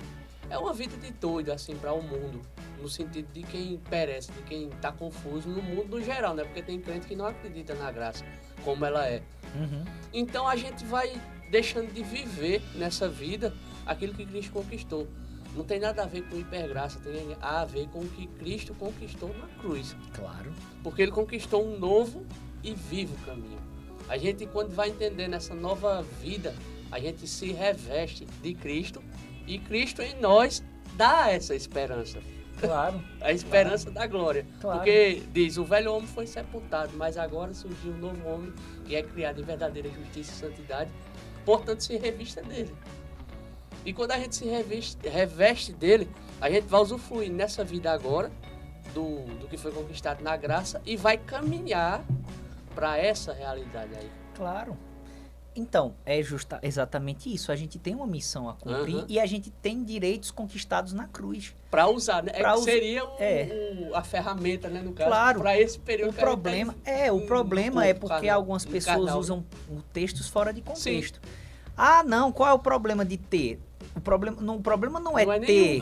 Nenhum. O problema é o que você está fazendo com o que você tem. Então só pega uma parte e diz, não, Deus quer te abençoar, sim, Deus vai te... Aí leva pro lado de ostentação. Assim como pega outro lado que é para você viver miserável, porque é para você ser humilde. Distorção. Também. Humildade é você reconhecer que você precisa de Deus. Sim. Então Deus não tem nada contra você ter as coisas desse mundo, desde que você seja instrumento para abençoar o próximo. E viver aquilo que é mostrado no início do livro de Atos, que até ontem a gente estava comentando. Sim, em off, né? A não haver disparidade. Um cata lixo e o outro vive na mansão. Mas ter uma vida digna, né? Claro, exato. Então, aí é onde entra, é entender essas coisas. Então, Deus, ele tem um plano para a igreja, é esse, Sim. é ser testemunha, para isso é necessário recurso também. Uhum. Para Israel, Deus está preservando esse povo, né? Esse povo existe, né? Voltou para sua terra em 1948. Uhum. Ah, mas foi um órgão mundano que fez isso. Deus pode usar até o... Tem um ditado que diz, quando Deus manda até o diabo Sim, obedece. E é verdade mostra mesmo. até Ciro, né? Que ele diz, Ciro, Exato. meu servo Ciro, Pronto. meu servo Nabucodonosor. Exato. Então, mas isso não quer dizer que Deus está validando Israel E hoje. o nome servo em si é o quê? Que serve, que trabalha em prol de Então, alguém, né? Aí a gente vê, tem até a questão do filho pródigo, que o outro filho fica com inveja e diz, eu trabalhei feito escravo, feito servo. Uhum. Só que ele não entendeu que era filho, né? Que o pai disse, tudo que tinha era seu, né? Exato. Pronto. Tem essa diferença. Tem sim. De ferramenta de uso, como a própria jumenta, que fala com Balaão, e a questão de ser filho. Isso, exatamente. Então Deus se utilizou não de filhos, né? Uhum. Mas se utilizou de um órgão governamental para instaurar a nação de Israel, Sim. preservar esse povo lá na sua terra. Para quê? Para que a profecia possa se cumprir. Eles Uhum. têm que estar na terra deles, né? O terceiro templo, as duas testemunhas pregando lá, enfim. Existe Israel, que está debaixo de disciplina, mas é o filho amado de Deus, Uhum. vai passar pela disciplina da ira de Deus, e as nações gentias que rejeitaram a pregação da igreja por 2000 anos também vão passar. Quem perdeu a salvação da igreja não tem mais chance, né? Eu vejo a parábola das virgens. Só coisa de 2000 anos e contando, né? É, Porque senão o Cavadinho tá firmando a data da Eu- volta de Cristo. Isso, tem razão. A gente falou no sentido genérico, mas Uhum. tá certo, verdade. Até agora, né? Sim, Até contando. agora. Continuando a contagem. Continuando, exatamente. Muito bem. Obrigado aí por essa parte aí. Porque às vezes a gente pensa uma coisa, né? O cara e não pega, expressa. corta e diz, olha, o pastor disse que Tá certo. em 2000 anos Jesus volta. Não, de forma alguma. Eu sou doido, não. De marcar data, não. Então, a igreja cumprindo seu propósito, Israel, punição, os gentios rejeitaram durante o período da era da igreja, Uhum. vão sofrer o juízo. É isso. Compreendendo isso, fica claro. Então, quando Jesus vier com a igreja, então, aqueles que se converterem no período da ira de Deus, que vão ser só o Israel e gentio, igreja que perdeu a salvação já era, Dançou. é o que está na parábola das virgens. As 5 imprudentes perderam. Senhor, abre aqui, ele diz, não vos conheço. Nesse texto das virgens, eu já vi algumas pessoas falando que essas virgens representam Israel também. Eu respeito, mas eu não concordo. Eu creio que ele está falando da igreja. Aí alguém pode dizer, não, mas não é noiva, são as virgens que acompanhavam a noiva. Jesus só está se utilizando de uma figura de linguagem. O problema de algumas pessoas é porque elas se bitolam a exemplos que o Senhor está usando só para facilitar o nosso entendimento. E, não, mas é noiva, não é virgem. Ele só está explicando que assim como naquela época as virgens, que eram as damas de honra, elas esperavam o noivo chegar e ele podia chegar a qualquer instante, assim a igreja tem que esperar Jesus a qualquer instante. Ele não está dizendo que literalmente eu sou noiva ou que literalmente eu sou dama de honra. Ele só está dando um exemplo, entendeu? Então, para mim, no meu entendimento, pelas escrituras eu creio que é a igreja, até porque ele vem no contexto respondendo a terceira pergunta lá dos discípulos, o que é que antecede a tribulação, e ele está falando de uma igreja que o aguarda fiel para ser arrebatada. Então ele vem nesse raciocínio. As 5 virgens que tinham azeite em reserva, azeite é o Espírito Santo, lamparina acesa é o Espírito Santo unido ao nosso espírito, revelando Cristo para o mundo. Então, enquanto as 10 estavam com a lamparina acesa, só que 5 a lamparina apagou e elas não tinham azeite em reserva. Representa o quê? A continuidade da comunhão com o Espírito Santo para manter-se. Então, as que tinham azeite reserva, ou seja, os crentes que conservaram a vida em santidade, foram levados para as bodas, foram arrebatados. Os que não perderam. Aí é interessante, porque eles vão lá e dizem, Senhor, abra a porta. Aí o Senhor diz, não te conheço. Então não tem mais chance para quem perdeu a salvação. É diferente de quando Jesus fala lá em Mateus 7 dos falsos profetas que fazem falsos sinais em nome de Jesus, que eles vão dizer, mas nós expulsamos demônios em teu nome, tarará, tarará. Jesus diz, nunca vos conheci. Para os falsos profetas ele vai dizer, nunca vos conheci. Vocês nunca nasceram de novo. Para as virgens e prudentes, que representam o crente que perdeu a salvação, ele vai dizer, não vos conheço. Não que nunca vos conheci, não vos conheço. Vocês perderam. Tá entendendo? Então, para a igreja que perdeu, já era. Não tem esse negócio não, de segunda chance não. Agora, para quem nunca se converteu, vai ter chance. Entendeu? Vai ser a pregação dos 144 mil, das 2 testemunhas. E essas pessoas, elas vão ser salvas, muitas vão morrer, mas outras vão ser preservadas. Essas que vão ser preservadas, quando Jesus vir com a igreja, essas poucas pessoas, elas vão conservar um corpo mortal, só que turbinado, se eu posso assim dizer, onde elas vão viver muitos anos, como as pessoas antediluvianas, e elas vão gerar filhos, netos, e aí vão ser as nações que em Apocalipse 2:26 fala que o Senhor vai governar. Para mim, Flávio, o checkmate, se eu posso assim dizer, para provar que a igreja não passa pela tribulação, são os povos do milênio. Porque vamos lá, se Jesus volta no fim dos 7 anos, quando a Bíblia fala do arrebatamento, diz que quem for salvo vai ser arrebatado. Quem for salvo vai ser glorificado. Então só vai sobrar ímpio. Entendeu? No momento que Jesus vier, só vai sobrar ímpio na terra. Se for no final dos 7 anos, quem for ímpio vai estar marcado com a marca da besta. Então, Jesus, a Bíblia diz... escondendo, né? É, isso sim, mais ímpio. Uhum. Tá entendendo? Não faz sentido. O cara vai parar de comer, não vai poder comer, comprar comida nem nada, se não tiver a marca da besta. A única argumento que vai fazer um cara não colocar essa marca, meu irmão, é ser cristão. Não tem outro argumento. Tá entendendo? Então, só vai sobrar marcado. Na hipótese de Jesus vir no final dos 7 anos, todo mundo foi arrebatado, só ficou chipado, marcado pela besta. Então, a Bíblia diz que quem receber a marca já está condenado ao inferno. Apocalipse 14 fala isso. Como é que Jesus vai governar uma pessoa que já está condenada para o inferno? Não faz sentido. Tem que ter pessoa salva para ser governada por 1000 anos. Exatamente vão ser as pessoas que vão ficar os 7 anos. E que não vão ser mortas porque vão estar guardadas e o Senhor vai estar suprindo elas sobrenaturalmente. Tá entendendo? Então, mas Jesus pode voltar durante a tribulação. Aí é onde entra o entendimento das 70 semanas de Daniel. 70 períodos de 7 anos. Aonde os 69 períodos de 7 anos a igreja não estava. Houve uma pausa. Foi quando justamente Israel rejeitou Cristo e a igreja surgiu. A ressurreição de Jesus. A última semana de anos ela começa com o anticristo entrando no cenário mundial. Então a igreja é tirada, segundo Tessalonicenses 2. Há um que detém a manifestação do anticristo. É a igreja. Ela tem que ser retirada. Então, não faz sentido a igreja pegar uma parte da tribulação, porque a tribulação ela é para Israel e as nações. É um caráter punitivo. Essa questão de o que detém, eu já ouvi citarem que o que detém é a lei. Se a lei não está servindo, mas agora que a gente está vivo, vai servir para deter o anticristo, que vai ter o governo mundial. Não faz sentido. A gente tem que ler a Bíblia entendendo o seu contexto. Lá fala abertamente quem é o detentor, em 2 Tessalonicenses hoje não fala. Mas vamos somar as passagens.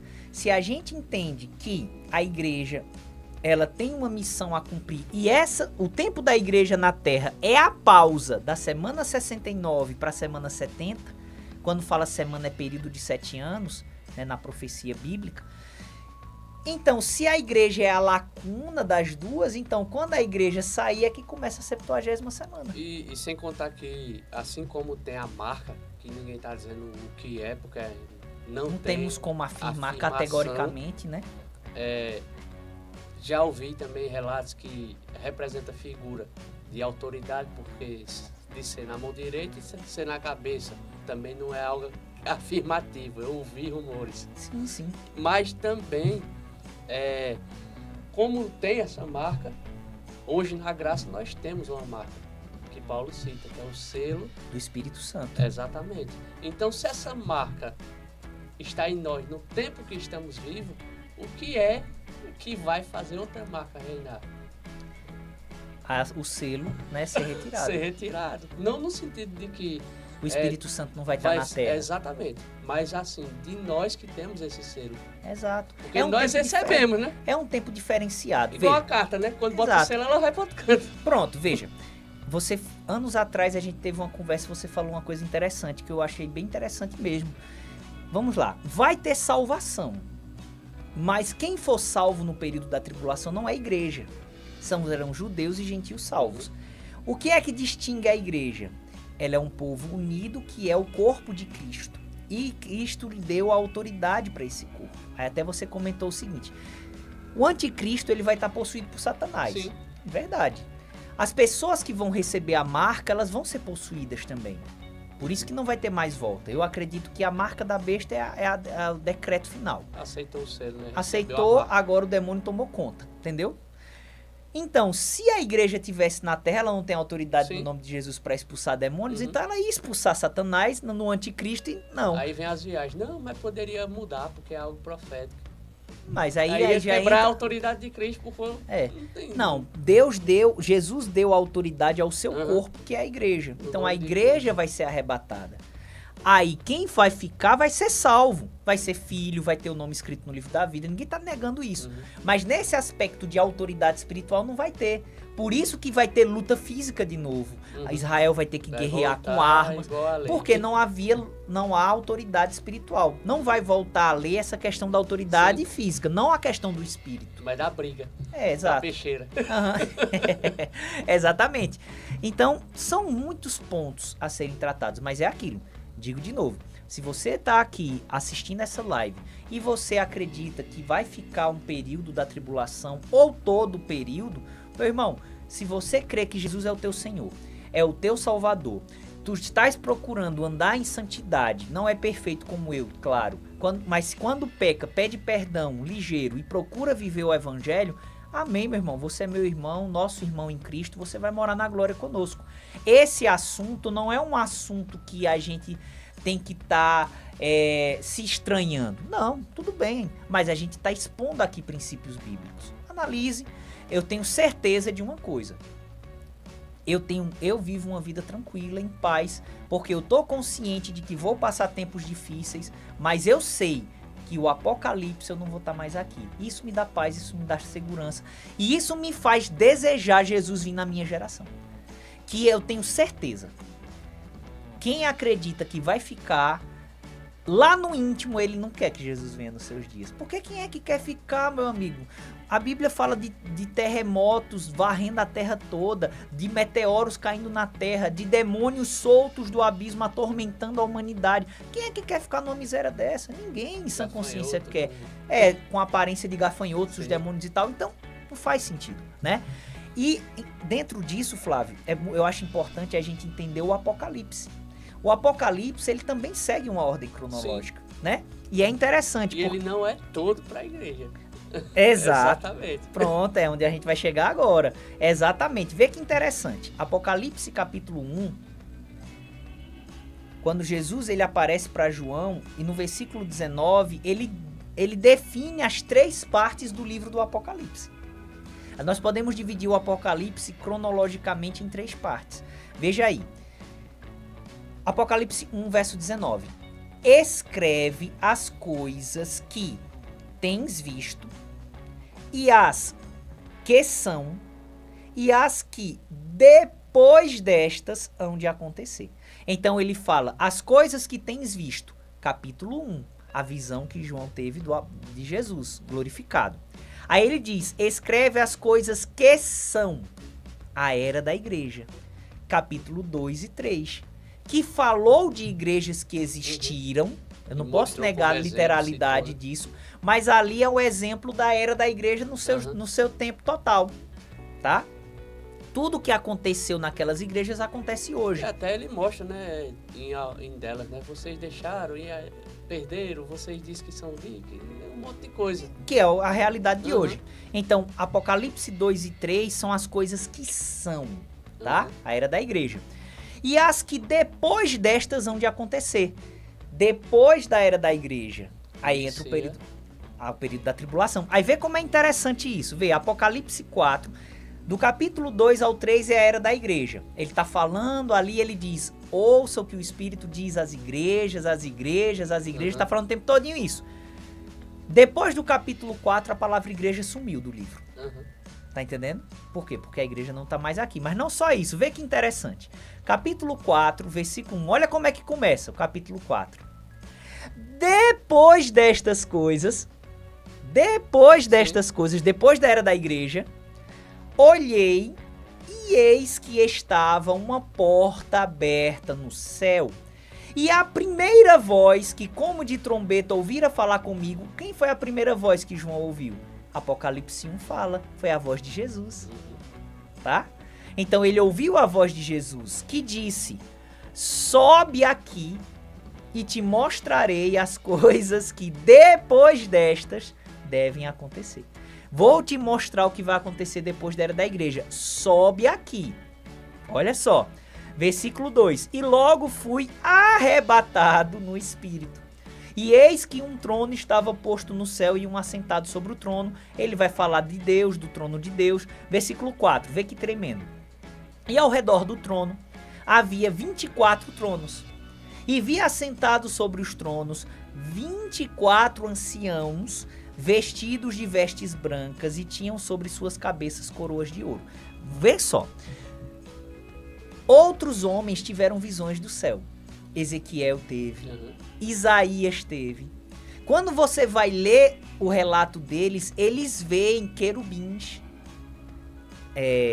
Isaías usa o termo serafins, tá? Que significa ardentes. Ezequiel usa o termo querubins. Ele vê seres viventes, que lá em Apocalipse vai falar, mas nenhum deles vê os 24 anciãos no trono. Sim. Tá? Ancião quer dizer líder. Trono, rei. Coroa, reinado. Aqui é a igreja, meu amigo. Seja a igreja toda personificada no número 24 ou agora, 24 representantes da igreja. Falando, eu pensei algo aqui, e não sei se mas é um pensamento. Tem um texto que mostra que os 12 apóstolos terão as pedras, no caso são os tronos. E reinarão deles, sobre as 12 tribos de Israel. E as 12 tribos. Pronto. Será que são a junção desses dois, os 12 apóstolos representando a graça e as 12 tribos representando a aliança de Deus com Israel? Olha, veja, eu acredito que aqui ele está falando da igreja glorificada, certo, tá? Se são 24 indivíduos da igreja, ou se é a igreja e o número 24 é figurado, eu não vou entrar nesse detalhe. Sim. Mas eu acredito que é a igreja.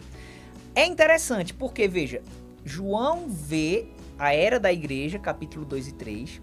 Jesus diz, sobe aqui para eu te mostrar as coisas que depois dessas vão acontecer. João é arrebatado, tá?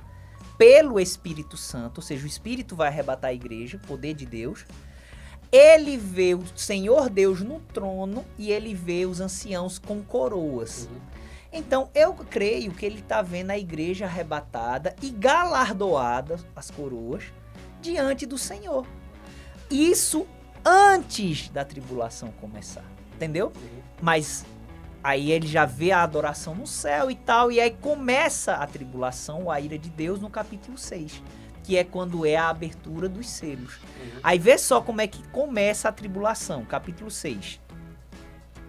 E havendo, versículo 1, e havendo o cordeiro aberto um dos selos, olhei e ouvi um dos 4 animais que dizia como em voz de trovão, vem e vê. E olhei e eis um cavalo branco, e o que estava assentado sobre ele tinha um arco, e foi-lhe dado uma coroa e saiu vitorioso para vencer. Aqui é o Jesus fake, aqui é o anticristo, entendeu?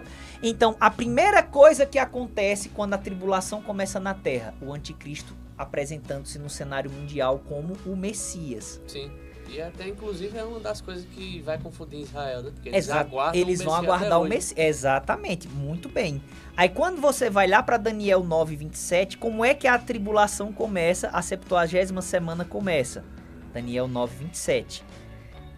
Ele é o é o indivíduo que vem do povo que destruiu Israel, que foi Sim. Roma no ano 70, ou seja, o anticristo virá de um império romano, não sei os detalhes ainda, mas ele vem de um império romano restaurado. Já ouvi também pessoas falando que é do lado da descendência de Ismael, né?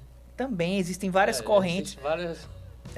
Não é o intuito esse momento, mas ele vai vir do Império Romano Sim. restaurado. De como vai ser, eu não sei detalhes. Mas está falando do anticristo aqui, olha, o 27. E ele firmará uma aliança com muitos por uma semana, ou 7 anos. Uma semana de anos, 7 anos. E na metade da semana fará cessar o sacrifício e a oblação. Então, como é que começa a tribulação? O anticristo no cenário mundial. Apocalipse 6, os anticristo no cenário mundial, o cavaleiro do cavalo branco. Então, quem é que detém o anticristo? A igreja. A igreja tem que ser retirada da terra para que assim o anticristo entre em cena. Entendeu? Porque tendo não é teatro a palavra, mas essa preparação, essa manifestação toda aí, e estando escrito, e os crentes vendo isso, e estando lá e não fazendo nada, merece tudo ir pro quinto dos infernos, literalmente, porque não faz sentido nenhum. O camarada vem mostrar que é o Cristo, a gente sabe que o Cristo veio, porque tá escrito, né? O Espírito está em nós e testifica que somos filhos de Deus. A gente só é filho de Deus porque Jesus morreu. Claro. Aí como é que o camarada vem dizer que é o Messias no cavalo branco? A gente leu nas escrituras que tudo isso aponta para o camarada e vai ficar de cara para cima. Olha, e também, claro, todo mundo, né, se a gente iria perceber. Sim. E uma coisa bem interessante também, vê só. Jesus, quando ele fala da sua vinda para a igreja, ele diz que não tem como saber nem o dia, nem a hora, certo? Sim. A ira de Deus, ela vai começar com o anticristo fazendo uma aliança com muitos, que é o que está em Daniel 9:27 e que está em Apocalipse 6.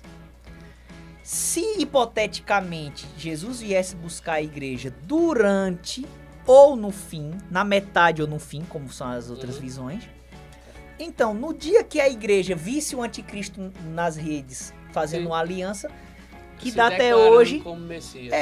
Que dá até hoje... então daqui a 3 anos e meio a gente vai ser arrebatado. Ou então daqui a 7 anos a gente vai ser arrebatado. Porque o texto fala. Ele marca data para o início e o fim da tribulação. Então a vinda de Jesus para buscar a sua igreja não se encaixa nesse momento. Tem que ser antes, porque não tem como marcar dia e hora. É o evento que inaugura os eventos proféticos, é a volta de Jesus para arrebatar a sua igreja. Dentro disso, Flávio, é muito interessante a gente falar algo aqui. Muitos estudiosos que creem nessa linha de pensamento bíblica que nós estamos apresentando aqui esse momento, eles se equivocam quando fala da vinda do Senhor, quando eles dizem assim, não, o Senhor, ele virá, a segunda vinda de Jesus, ela ocorrerá em 2 fases. A primeira fase da segunda vinda de Jesus é quando ele arrebata a igreja. A segunda fase é depois dos 7 anos. Isso traz uma confusão, tá? Isso, no meu entendimento, descredibiliza, porque não existe uma segunda vinda em 2 fases. Eu vim aqui pro seu estúdio gravar. Aí vamos supor que outro dia a gente marque uma outra live. Então, em outro dia eu venho. Eu não vou dizer, é a minha segunda fase da minha primeira vinda aqui no estúdio. É uma coisa sem lógica. Não, eu vim hoje e outro dia eu venho de novo. São vindas distintas. Sim. Então, quando eu ouvi isso, e eu reconheço que antes eu pregava assim também, mas depois eu fiquei meditando. Eu disse, não, peraí, não faz sentido. E aí eu comecei a orar a Deus, Senhor, uma segunda vinda em 2 fases não faz sentido. Como é isso? E para a glória de Deus, veio uma linha de raciocínio que mostra da seguinte forma, bíblica. Na verdade, Jesus não virá uma segunda vinda em 2 fases. Ele virá uma segunda vinda para a igreja e uma segunda vinda para Israel e as nações. No futuro, porque no passado ele veio uma primeira vez para Israel e as nações, e ele veio também uma primeira vez para a igreja. Pastor, como assim? Vou explicar. Quando Jesus ele veio visivelmente a todos, quando ele nasceu, foi posto no ventre de Maria, nasceu, cresceu, tal, e cumpriu seu ministério. O verbo se tornou carne. Exato. Ele veio com o propósito de quê? inicialmente de alcançar Israel, para que depois de Israel alcançar os gentios. Sim. Por isso que ele disse lá para aquela mulher Cirofenícia, Senhor, minha filha e tal, e ele disse, convém que primeiro eu vá a Israel. Aí ela diz, eu reconheço isso, eu só quero uma bênção para minha filha. Então, Jesus ele veio primeiramente para Israel, veio para o que era seu, mas os seus o rejeitaram. Para que através de Israel os gentios fossem alcançados. Só que Israel rejeitou isso. E Jesus teria que morrer de todo jeito. Só que Israel entregou ele aos romanos. Não era para ter sido assim. Sim. Era para os romanos terem vindo contra, porque Israel tinha recebido o Messias. Só que Israel entrega Jesus aos romanos. Rejeição. Jesus morreu, seu espírito desceu às partes mais baixas, ficou lá um período, foi vivificado, subiu. Quando ele sobe, a Bíblia diz que ele ressuscitou, e Maria Madalena o vê e ela vai tocar nele. E ele diz, não me detenhas, porque eu ainda não subi para o meu Pai. Mas diga que eu subo para meu Pai, vosso Sim. Pai, meu Deus e vosso Deus. Eu vou ver aqui e vou passar a referência para vocês depois conferirem. Então Jesus ele faz essa declaração, tá? Por quê? Porque naquele dia ele subiu ao céu. Né? Ele levou o cativo o cativeiro, como diz lá Efésios 4, apresentou-se a Deus, né? Essa declaração, deixa eu ver aqui, tá em João, tá? João capítulo 20, do versículo 11 ao 17. Você vai ver Jesus dizendo a Maria Madalena que hoje, né, eu subo, foi naquele momento. Então Jesus subiu ao céu, levou o povo do Velho Testamento e tal, adquiriu a eterna redenção, Hebreus 9, do 11 ao 12, e naquele mesmo dia, Jesus desceu do céu à terra. Quando ele desceu à terra, ele apareceu para os discípulos que se tornaram o quê? A igreja. Ali foi a primeira vinda de Jesus para a igreja. Sim. Porque ele foi ao céu na ressurreição e ele desceu. Quando ele desceu, ele foi aos discípulos que se tornaram igreja. Foi a primeira vinda de Jesus para a igreja. E ele passou 40 dias só aparecendo para os crentes. Discípulo e mais 500, né? Irmãos, tá aí lá em 1 Coríntios 15. Uhum.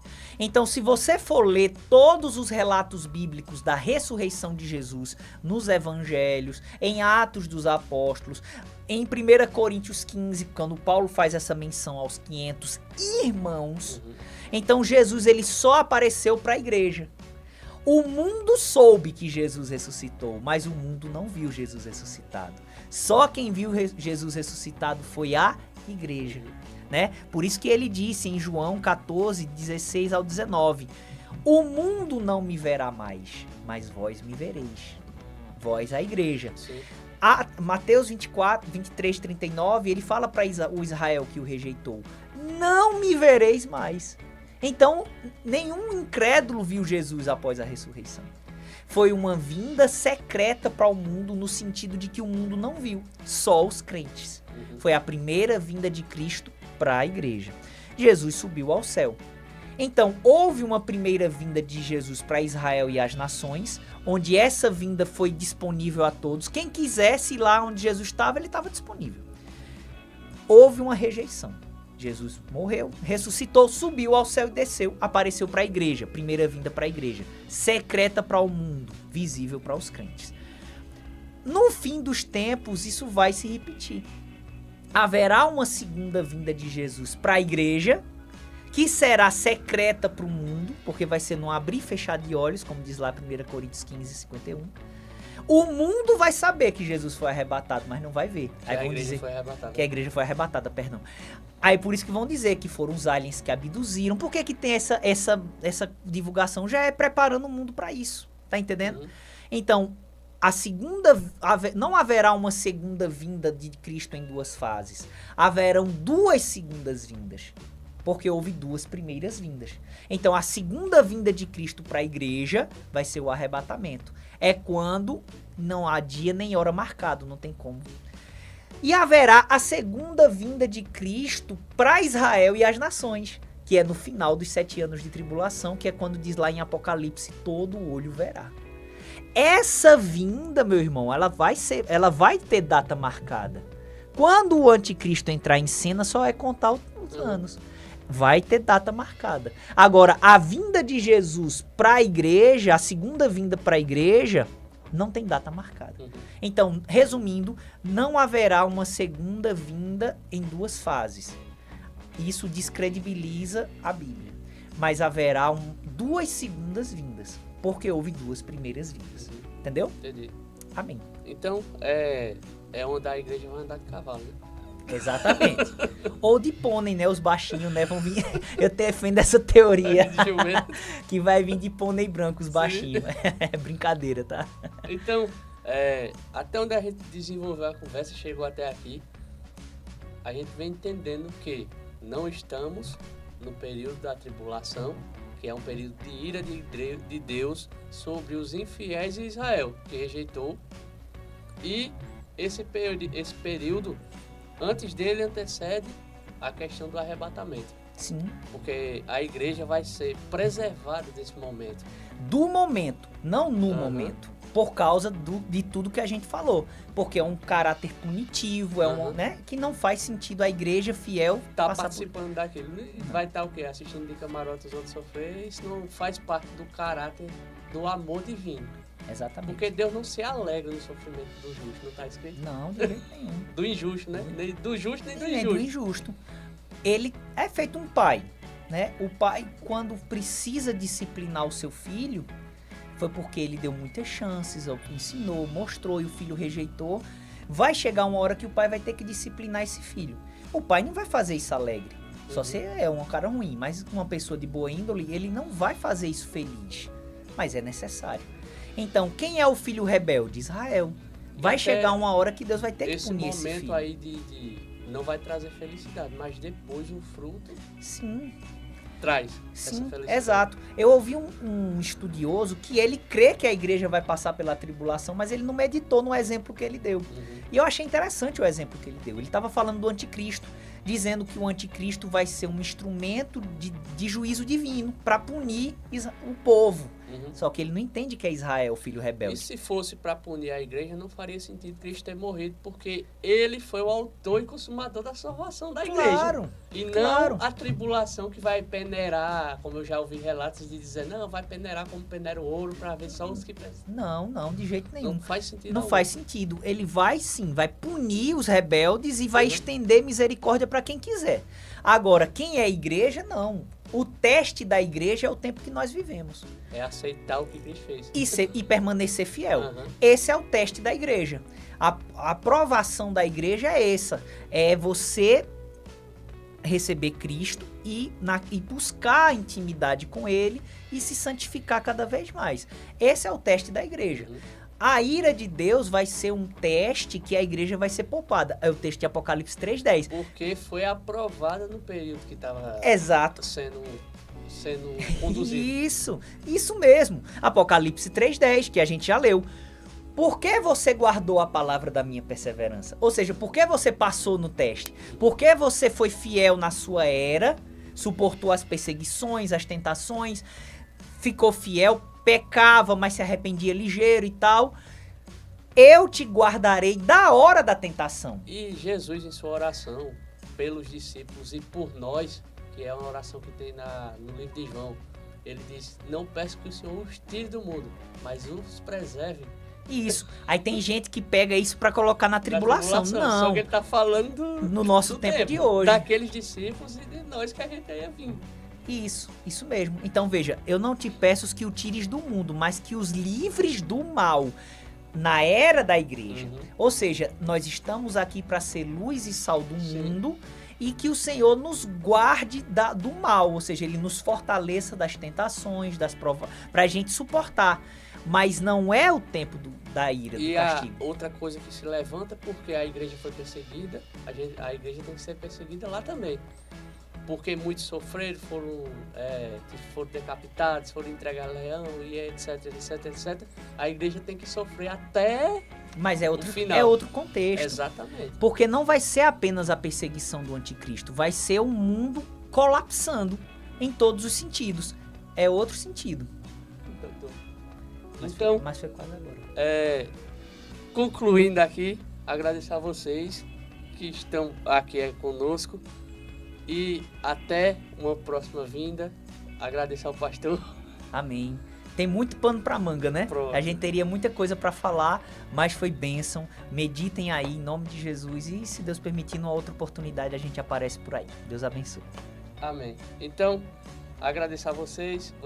Essa live vai ficar gravada e peço que, em nome de Jesus, vocês possam adquirir o conhecimento que foi mostrado aqui, não para nossa glória, mas para que o corpo seja Amém, com certeza. eficaz e viva esse novo e vivo caminho. Graça e paz a todos, até a próxima. Fui! Que a graça de Jesus nos guie. Preparados? Fé, esperança, amor. Fortalecer o corpo de Cristo é nosso